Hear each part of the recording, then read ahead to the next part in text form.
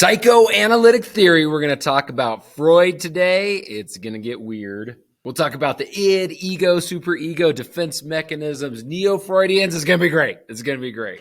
Freud's crazy. All right, so some background on this guy, Freud, right here. He was an Austrian neurologist, began his practice in the late 1800s. He used hypnosis to have people talk through their problems. He mostly worked with women who had hysteria at the time. He eventually did away with hypnosis and began his talk therapy, which he called psychoanalysis. Everything about Freud was centered on this idea of the unconscious. So he believed people have this inborn nature, which shapes our personality. We'll go through his 5 stages, but the unconscious, it is not empirically supported. It's very different than non-conscious. Non-conscious, for example, is the stuff our brain's doing without us thinking about it. So priming is an example of this. Do me a favor. Think about the color yellow. Yellow, yellow, yellow, yellow. Now quickly name me a fruit. I bet you said maybe banana or lemon rather than apple or orange because your brain was primed thinking about yellow, so you thought of a yellow fruit. That is our non-conscious.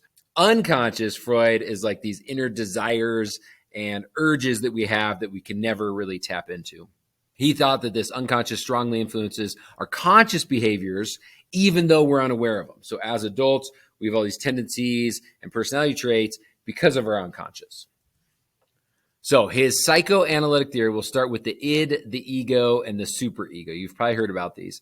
I like to imagine like the devil and the angel on the shoulder, and that's kind of your id, your superego, and then you in the middle are kind of the referee, the ego, trying to balance the two. So the id is our primal urges, looks for immediate gratification. It's impulsive. Freud would say young children are pure id, like they want what they want now and they don't think about anybody else. Cookie Monster is a great example, right? I want a cookie and I want it now.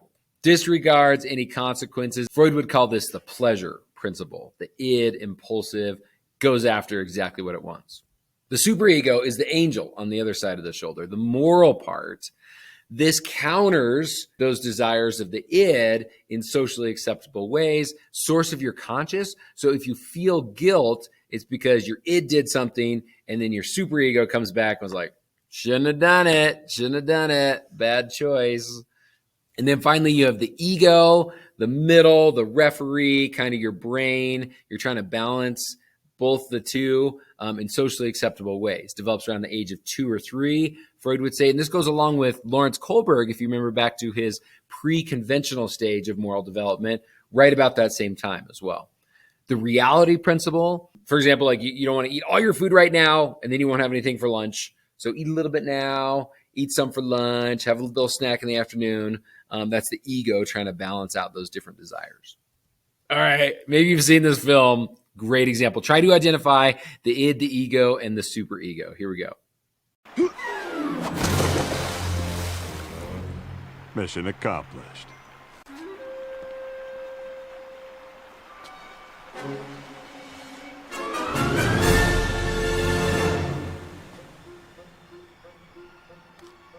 You're not just gonna let him die like that, are you? My shoulder angel. Don't listen to that guy.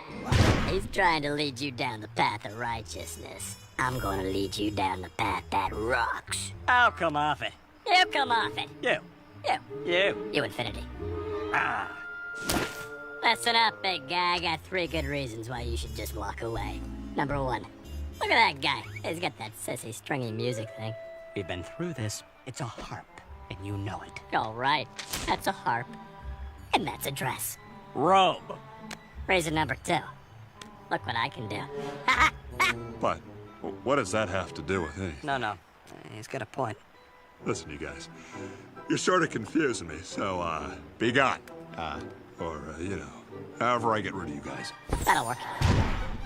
Oh, man, good stuff. Good stuff. Okay, development of personality. Here's these stages that Freud came up with, the psychosexual stages. He said infancy and childhood, they are critical for forming personality structures. Our personalities are developed through 5 stages. Really, it's 4 stages. One's like a pause stage, but you can call it 5. Personality developed through 5 stages. Each of these stages has a conflict that has to be resolved. Now, does this sound like anything? Maybe you're thinking of Erikson and his psychosocial stages. which he totally piggybacked off of Freud to make. Each one has a conflict. There's 8 stages, but very similar. So Freud would say if these stages are resolved, normal development continues. But if not, we might develop these weird fixations that go with us even into adulthood. So the first stage is the oral stage. He would say from birth to a year and a half, kids are going through this oral stage. So Freud would say the oral stage, kids are finding pleasure, and he would say like sexual pleasure. Everything with Freud is aggression and sex. So I'm sorry, just buckle up. Pleasure from oral stimulation, from eating, from chewing, from sucking. And if they successfully got through the stage, they were good. If not, they might have an oral fixation. So as adults, this could come out as like chewing on pencils, biting your nails, even like overeating, but wanting that oral stimulation all the time.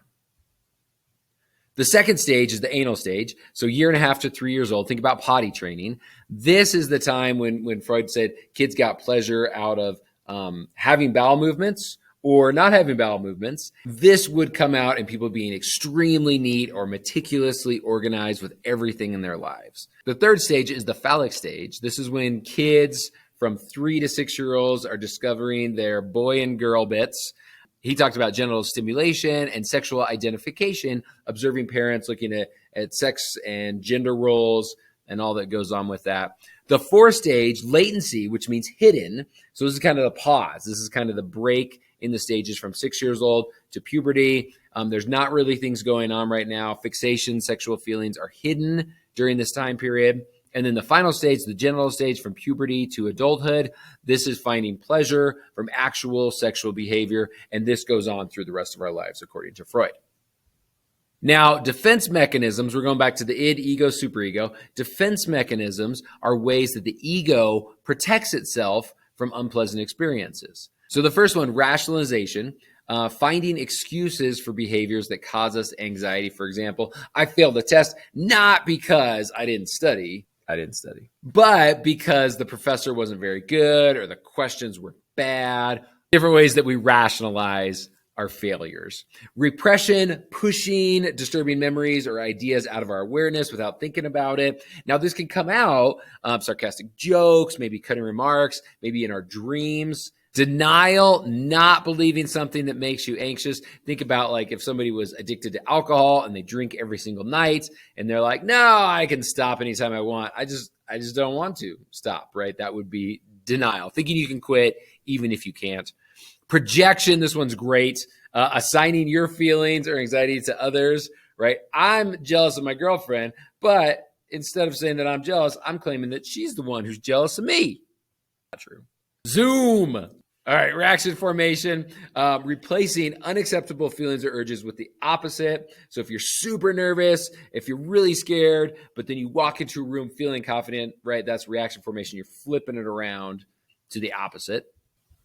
Regression is going to an earlier or less mature behavior, maybe an adult throwing a temper tantrum because he didn't get a lick out the bowl of the brownie mix. This may have happened to me last night. I threw a fit. Or like a second grader sucking their thumb, right? That's an example of regression going back to an earlier form. Sublimation, redirecting unacceptable desires into acceptable ones. So if you're frustrated with a teammate, instead of fighting with that teammate at practice, you instead decide to work super hard at practice. That's sublimation. Displacement, taking out your anger on somebody weaker. So if you're mad at your parents, you can't fight with your parents, so you go home and you fight with your little brother or sister. All right, last slide here. We got Neo-Freudians. I like to remember this as New Freudians, and they're psychodynamic. Freud was the first. He was psychoanalytic. A, it's alphabetical. Dynamic, D, comes second. So we have New Freudians, psychodynamic, whereas Freud was psychoanalytic. These Neo-Freudians turned away from his focus on biological impulses, really like the sex and aggression ideas that Freud had, and more social factors. So 3 people right here. Carl Jung, his big idea was this idea of the collective unconscious. So he still supported that idea of unconscious and how that drives us. But he came up with this idea of like a storehouse of urges. Storehouse is a term you might see again. So recognize that as this collective unconscious. But the storehouse of instincts, memories of the entire human race that we share, he called that our collective unconscious. Alfred Adler said that we're motivated by a fear of inferiority. Now, you know this complex. It's the idea that we strive for superiority by either building ourselves up or tearing down other people. This can look in terms of like wealth or status, good looks, any way that we can do this. Maybe you have a friend that's a bit of a know-it-all, but deep down, they probably feel insecure. So they try and overcompensate by pretending or showing that they know a lot about everything. You know what I'm trying to say. Zoom. All right, last one is Karen Horney. Careful how you say that. She rejected female inferiority and penis envy and proposed instead of womb envy. So Freud, in his third stage, in his phallic stage, some of the fixations that would occur would be like the Oedipus complex. That was when boys would be sexually attracted to their mothers and angry with their dads, or the Electra complex, the same idea, but for girls and their dads, and upset with their moms, both named after old like Greek stories. But he also came up with this idea of like penis envy, that girls are jealous of boys. And then Karen Horney kind of went against this, saying, hey, there was a womb envy where men are jealous of women because they can't have children. But she really emphasized love and security and forming healthy personalities.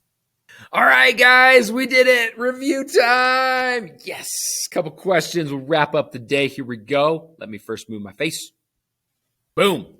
All right. Angry with his professor because of a difficult exam, David returns home and takes out his anger on his best friend.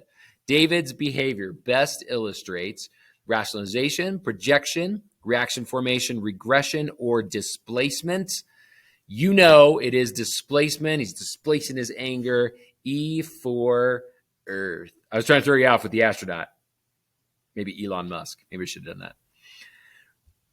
Carl Jung believed a storehouse of latent memory traces inherited from a person's ancestral past. Which of the following psychological terms refers to that storehouse? Do you remember? The id, the ego, the superego, collective unconscious, or personal unconscious. What's that guy doing? Breakdancing. But in a simpler form, it is just dance. He's just dancing, having a great time. According to Freudian theory, the component of personality that is blind, impulsive, and irrational is the what? You know it. It's one of the three. Is it the ego ideal, the id, the libido, or the superego? Answer, what do we got here? What do we got here? Cute, yes. Black cat, yes. It's a computer cat. It is the id. Great job today, guys. Awesome. Nailed it. We're done. Do me one last favor. Write me a 20-word, one-sentence summary, right? It's the first time we get to review our notes. Review your notes again once tomorrow, once in 3 days, or once a week from now, and you'll be good. It'll be sunk in there. You are the best. Check out the next video if you want. It's down there. I don't know. I have to go to the dentist now. See you later. Wish me luck. I don't want to go to the dentist. Check out my hat. It's color day today at school. Whatever, however you want to do that. I don't know.